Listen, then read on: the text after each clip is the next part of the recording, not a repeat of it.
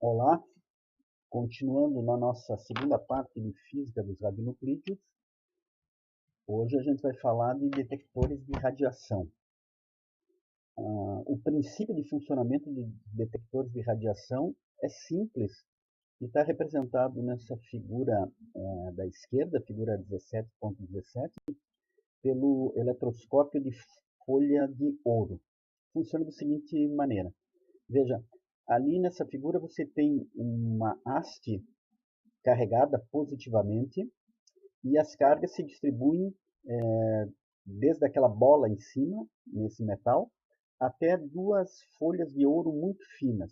E veja que ali, aquelas duas folhas separadas elas estão sofrendo repulsão eletrostática, porque toda a haste está carregada positivamente. Então, quanto maior a quantidade de carga nessa haste, maior será o afastamento. Se você tiver alguma maneira de mensurar esse afastamento, indiretamente você vai ter ideia da quantidade de cargas que estão depositadas nesse metal. Esse, então, é o eletroscópio de folha de ouro e serve como base para a gente explicar o eletroscópio de Lauritzen, que é um dos primeiros detectores de radiação que surgiram. Então, ele é um dosímetro de bolso, portanto, portátil, de fácil manipulação e transporte. Ele possui folhas finas de ouro, como o eletroscópio de folha de ouro, na sua extremidade. E o racional atrás dessa medida é que a dose absorvida de radiação é uma medida da energia dissipada no meio.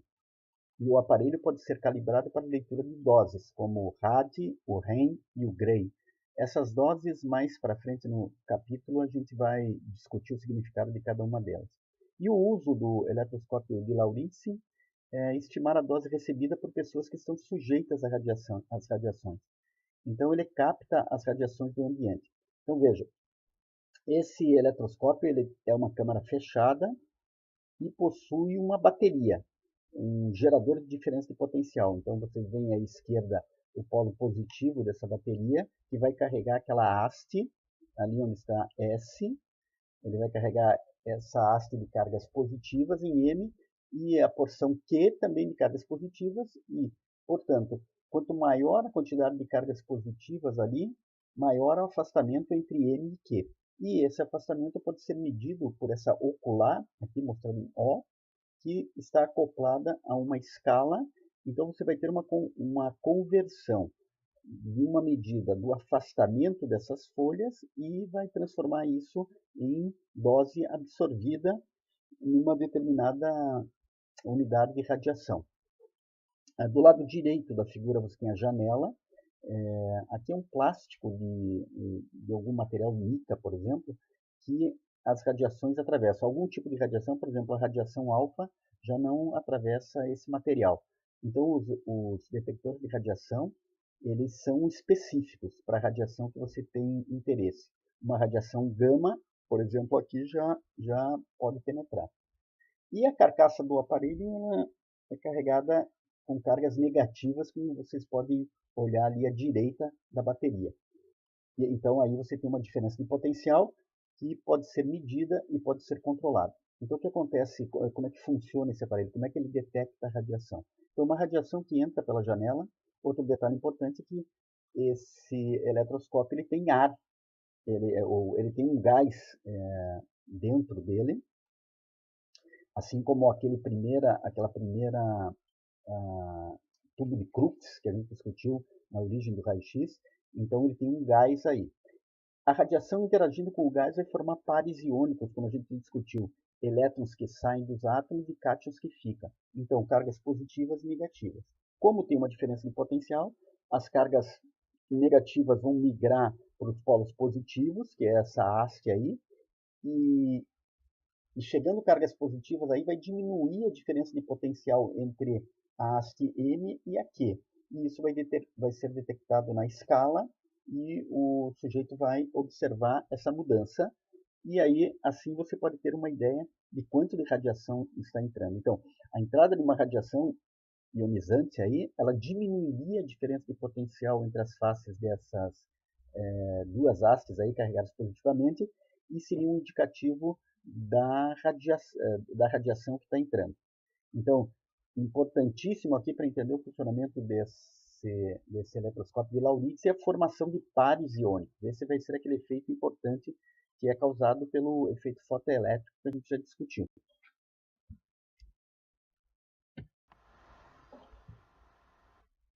Esse é um esquema do contador Geiger-Miller, que é um detector de radiação bastante comum e popular para medir de radiações.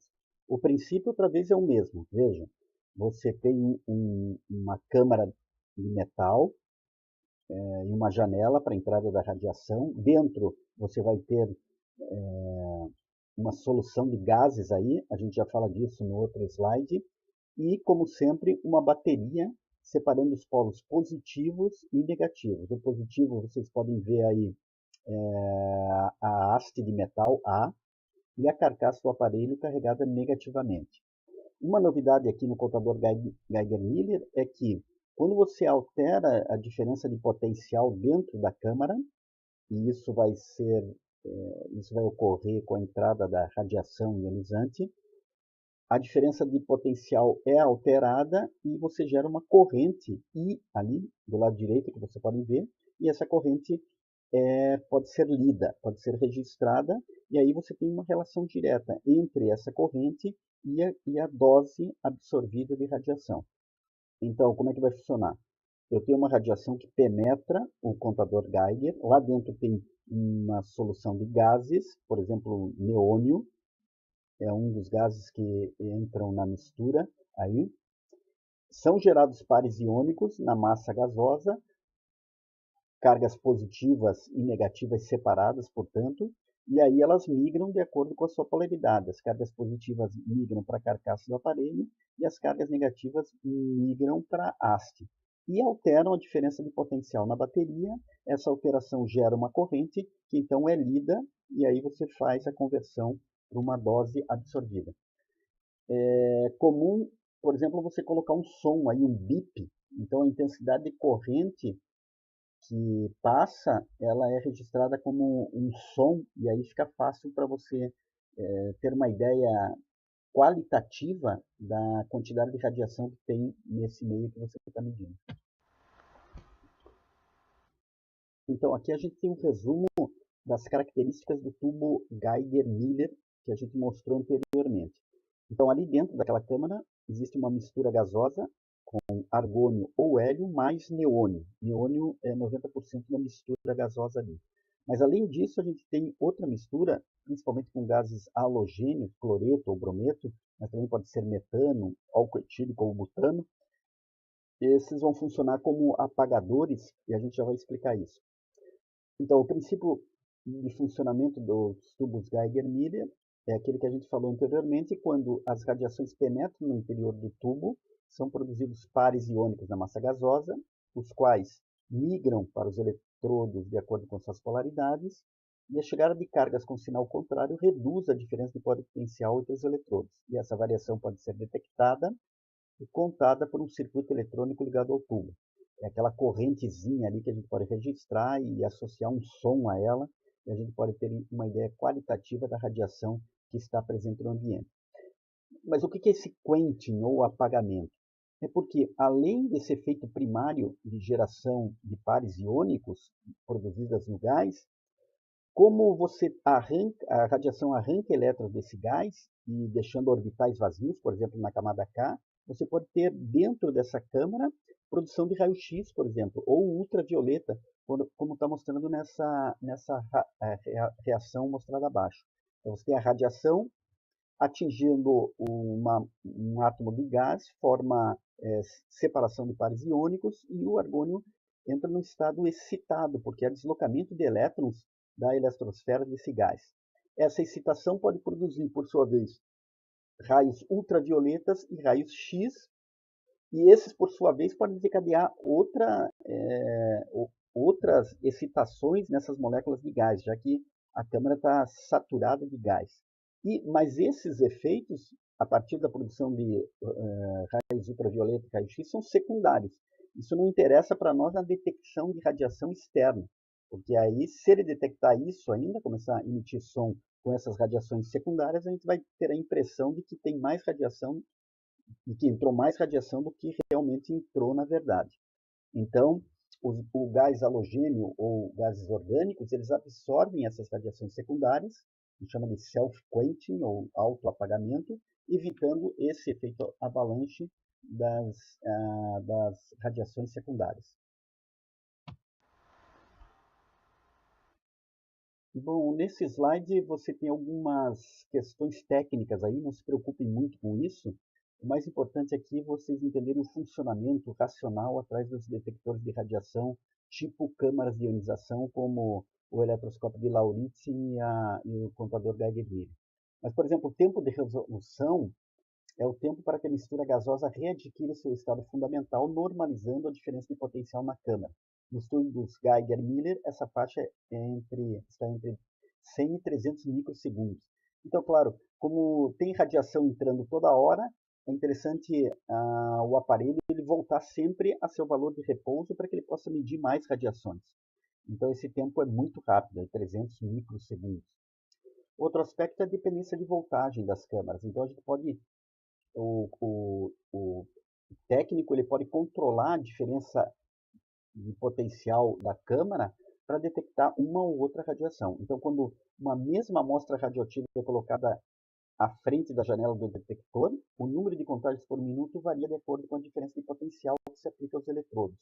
Os tubos Geiger-Müller operam na faixa entre 1.500 e 4.000 volts. Então, isso você pode controlar quando você tem mais ou menos uma ideia de que tipo de radiação está sendo emitida naquele ambiente. A utilização do Geiger-Müller em ambientes onde são utilizadas fontes radioativas, esse é um item de segurança para as pessoas que trabalham lá, por exemplo, numa usina nuclear, como Angra 1, Angra 2, esse é um item de segurança bastante necessário. As vantagens dele são o baixo custo, quer dizer, não é uma tecnologia do outro mundo, né? Uma coisa tranquila de ser desenvolvida, a transportabilidade, porque é pequeno, e a robustez, quer dizer, ele resiste para você levar aí em trabalhos de campo, por exemplo. E as desvantagens é que eles não detectam radiação gama, o material que oclui a janela impede a entrada de radiações alfa e betas de baixa energia. Então, veja, os detectores de radiação eles são específicos para certos tipos de radiação. Então, isso você tem que ser uma coisa que você tem uma informação prévia já quando você vai usar um detector desse tipo.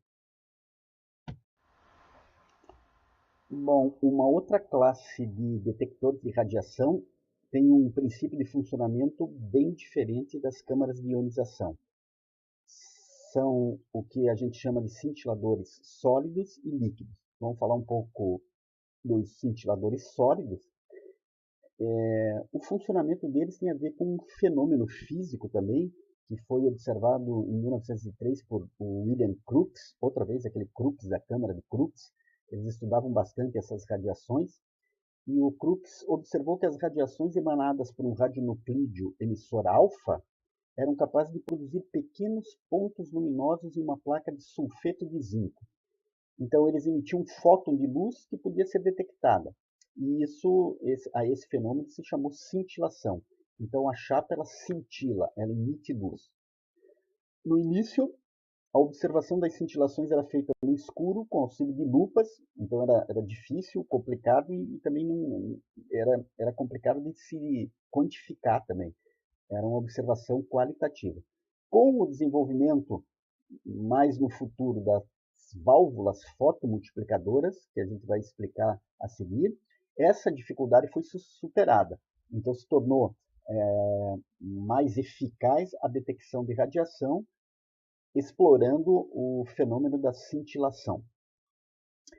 A teoria da cintilação ela está baseada no seguinte: cada átomo, por exemplo, nessa chapa de sulfeto de zinco, ele possui o que a gente chama de bandas de valência, que abriga os elétrons de valência, aqueles elétrons das camadas mais externas, e também de uma última camada chamada bandas de condução. Os elétrons dotados de maior energia, que podem facilmente abandonar o átomo, tornando-se livres e assim vaguear por entre os átomos da rede cristalina, conduzido por forças elétricas externas. No próximo slide eu já mostro uma figura que vai esclarecer mais o que é uma banda de valência e uma banda de condução. Então a última seria de condução e a penúltima ali seria a banda de valência, e os elétrons podem dar saltos da banda de valência e da banda de condução, deixando buracos ali da onde eles dão saltos. É como o efeito fotoelétrico: o elétron salta e deixa um orbital vazio. O elétron é negativo, aquele buraco pode ser interpretado como uma carga positiva. Aí que vem esse conceito de buraco. A passagem de um elétron da banda de valência para a banda de condução deixa nesta um vazio, conhecido como buraco, que representa a deficiência de uma carga negativa, e por isso a ele pode-se associar uma polaridade positiva. Nos cristais, na rede cristalina, os buracos podem se mover, pois ao atraírem elétrons de um átomo vizinho, deixam nesses outros buracos. Então tem uma dinâmica muito grande numa rede cristalina, com os elétrons sendo livres para circular. Essa é a característica dos metais, né? Essa liberdade de condução dos elétrons nas camadas mais externas.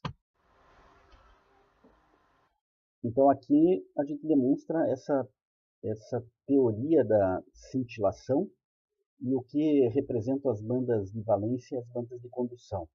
Então, como vocês já sabem, da teoria atômica, existem essas camadas energéticas que mantêm o átomo estável, e a gente pode reconhecer nas camadas mais internas as bandas de valência, que seria a última camada, né, ou a penúltima camada, e a banda de condução, que é uma banda onde os elétrons, em uma rede cristalina composta de muitos átomos, eles podem circular. E também pode saltar da banda de valência para a banda de condução. E quando eles saltam, eles produzem aqueles buracos que a gente mencionou no slide anterior. Então esse conhecimento vai ser importante para entender o funcionamento desses cintiladores sólidos e também depois dos cintiladores líquidos. Costuma-se inserir na rede cristalina o que a gente chama de centros de ativação de um cristal, que são impurezas ou elementos químicos dopantes. Aqui no caso, o exemplo que a gente tem aqui é a rede cristalina de iodeto de sódio com a impureza no átomo de telúrio, que representa o centro de ativação desse cristal. Então, nesses centros, a distância entre a banda de valência e a banda de condução é menor, e quando o cristal recebe energia de uma radiação ionizante, são essas regiões que tornam-se excitadas antes, mais facilmente excitadas. Esse estado é transitório e pouco tempo depois os centros de ativação devolvem energia sob a forma de luz visível. E, portanto, emitem aquela fluorescência, aquela luz que vai ser detectada pela válvula fotomultiplicadora. E essa figura de baixo mostra o funcionamento de uma válvula fotomultiplicadora, porque essa intensidade de luz é muito fraca, então ela deve ser amplificada. Então as válvulas elas permitem que pulsos luminosos muito fracos possam ser detectados e consequentemente medidos. Vamos ver se a gente entende o funcionamento da fotomultiplicadora. Então a válvula tem uma janela por onde vai entrar a radiação, e a radiação vai encontrar o fotocátodo, ali marcado na figura como FC, e o fotocátodo vai transformar essa luz, esse fóton de luz, em um fotoelétron, porque esse fóton de luz vai excitar os elétrons das camadas mais externas do fotocátodo e gerar elétrons que vão ser atraídos pelos dinódos, que são representados ali pela letra D. Esses dinódos eles já têm carga positiva e o seu potencial, à medida que os dinódos vão se sucedendo, o potencial positivo fica cada vez mais forte. Então, a cada choque dos fotoelétrons gerados ali no fotocátodo, que eles dão com os dinódos, aumenta a diferença de potencial e aumenta a aceleração desses elétrons. E aí, em cada dinodo sucessivo, são arrancados mais elétrons e a nuvem eletrônica vai aumentando até que chega no último dinodo, onde você tem uma nuvem eletrônica muito grande e acabam se chocando contra o anodo. Como o anodo é o potencial positivo dessa nossa bateria, como vocês podem olhar na porção de baixo da figura, então essa carga eletrônica muito alta de cargas negativas altera essa diferença de potencial. E essa alteração da diferença de potencial é detectada ali no circuito e é gerada uma corrente elétrica que é registrada. E a intensidade dessa corrente elétrica vai ser proporcional àquela radiação que entrou lá no início da cadeia. Então, basicamente, a válvula fotomultiplicadora ela multiplica o efeito da luz. E isso pode ser detectado mais facilmente no final dessa cadeia, basicamente lá no anodo, onde o seu potencial positivo, no caso, foi alterado por essa nuvem eletrônica.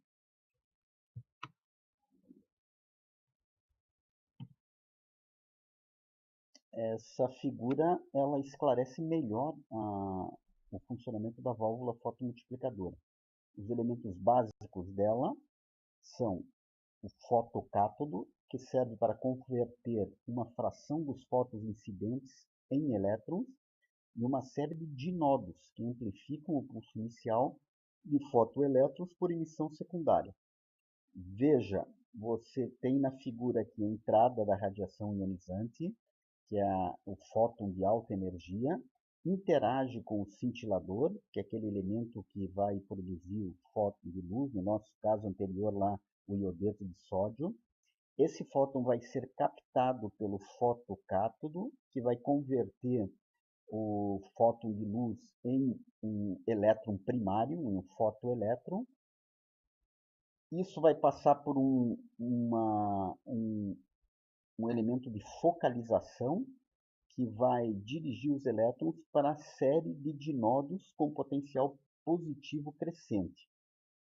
Então, esse elétron, a cada choque que ele dá, ele arranca outros elétrons de cada dinodo, e como a diferença de potencial vai aumentando de um dinodo para outro, a nuvem eletrônica vai aumentando, até que no final dessa cadeia você tem uma nuvem de elétrons muito grande se chocando contra o anodo positivo desse sistema e alterando a diferença de potencial entre o anodo e lá o fotocátodo, que era negativo. O anodo positivo e o fotocátodo negativo, e isso, se você puser um resistor ali, você pode medir uma corrente e, portanto, detectar um sinal que é o sinal que se iniciou com a entrada da radiação ionizante e a produção de um fóton de luz.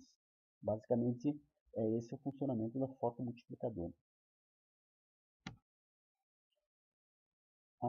Os cintiladores líquidos vão ter um funcionamento mais ou menos parecido que o que a gente descreveu para os cristais. Só que, em vez de ter ali uma rede cristalina, você vai ter uma solução cintiladora formada por um solvente orgânico, são compostos aromáticos ou tolueno, uma substância cintiladora, aí representada pelas pop-up, que vai emitir o fóton de luz, e vão ter os apagadores também. Normalmente são oxigênio, acetona ou halogênios. Então, o mecanismo em resumo da cintilação, você tem a entrada de uma radiação, a ativação das moléculas do solvente, gerando excitação ou ionização, dependendo do tipo de radiação. Essa excitação é transmitida para a molécula cintiladora e geração de fótons de luz. Esses fótons de luz são, por sua vez, captados pela válvula fotomultiplicadora que entra no fotocátodo, desenvolvendo aquele processo que a gente explicou no slide anterior. Então, basicamente é isso. A detecção da radiação é feita em tubos de ensaio, onde você tem uma pequena amostra líquida contendo toda essa solução cintiladora.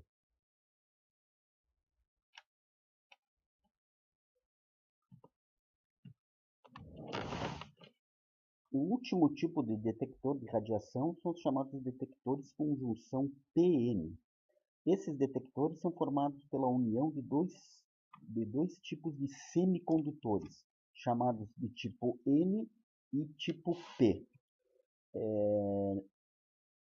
Eles funcionam da seguinte maneira: o semicondutor do tipo N, ele tem um excesso de elétrons nos seus átomos, enquanto que o semicondutor do tipo P, eles têm uma falta de elétrons, portanto, eles, naquela nomenclatura que a gente mencionou anteriormente, ele tem buracos, ou como se fossem cargas positivas. Então, quando você une um condutor que é doador de elétron com um que é receptor, você tem uma corrente que flui de um semicondutor para o outro, e formando essa junção aí. E ali, nessa junção, você tem uma diferença de potencial característica do semicondutor. Vamos explicar mais detalhadamente isso no próximo slide. Aí vocês vão compreender melhor. Então veja como é que funciona. Quando uns poucos átomos estranhos são introduzidos na rede de um cristal, eles passam a ser conhecidos como impurezas. Isso a gente já falou, são aqueles dopantes, né, ou impurezas que são os centros ativos dos cristais. Então, o detector com junção PN é formado por átomos pentavalentes de um lado, o semicondutor do tipo N, por exemplo, com nitrogênio, fósforo, arsênio, antimônio. Esses possuem excesso de elétrons. E, por outro lado, os semicondutores do tipo P, que são formados por átomos trivalentes. Então, boro, alumínio, galho, índio. Então, quando você une esses dois semicondutores, você cria um detector com junção PN. E aí, como é que funciona a detecção da radiação? Então, a união de dois semicondutores de tipos diferentes produz uma interface eletricamente carregada, pois os elétrons do semicondutor N irão migrar para ocupar os buracos do semicondutor P negativo. E a alteração na junção induzida por radiação ionizante, como é que ocorre? Quando uma radiação ionizante atravessa uma junção PN, o equilíbrio de potencial é alterado, porque a radiação, ao ionizar, isso é, produzir novos buracos, esses buracos e os elétrons ligam para os polos atratores e isso se constitui uma corrente elétrica transitória que pode ser detectada e contada. E assim você pode ter uma mensuração do efeito causado pelaquela radiação ionizante.